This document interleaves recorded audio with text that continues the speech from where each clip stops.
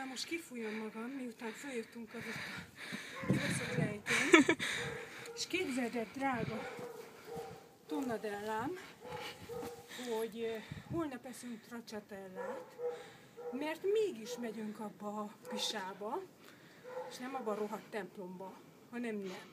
Megyünk McDonald'sba, eszünk fagyit, meg mindent. Most figyelj, nézd meg ezt a két zöld kerítést. Ez a mi kapunk. Ezen megyünk be. Oda. Most figyelj, itt átlépünk. Már is a kempingünkben vagyunk. Lementek a szobatársaink, képzeld el, a nagy semmibe. Biztos, most bemegyek a WC-re, és hogy hatalmasat szar. Mert de ezektől még az se lehet.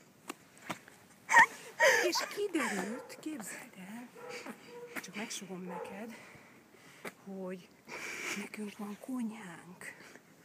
Tehát tudunk főzni. Egy csomó putriban nincs konyha. És tehát nekünk van konyhánk, és most bemegyünk, főzünk teát, szarok. És utána 9 órakor holnap reggel kelünk, mert megyünk Pissába, mégiscsak megyünk. És ez a rohadt kutya úgy ugat angolul, nem angolul, olaszul, bocsánat.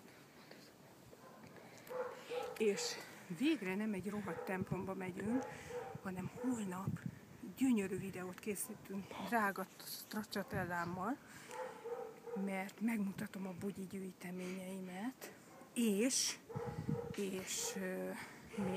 még vásárolunk is valami szexi fehér neműt. Közben drágám mutatja, hogy menjünk közbe, mert már szerintem szarnia kell. Ott meg valaki, lehet, hogy a szobatársaink ott lent valamit kamatyolnak. Istenem, micsoda élet ez, te fertő. Nagyon elfáradtam.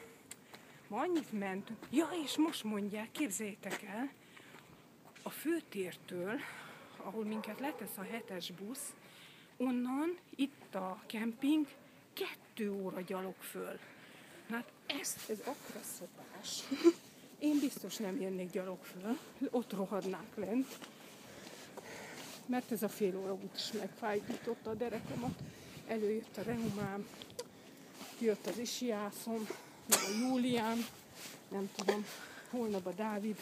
Na jó, a Dávidot meg kell nézni, mert szegénynek levágták a kezét.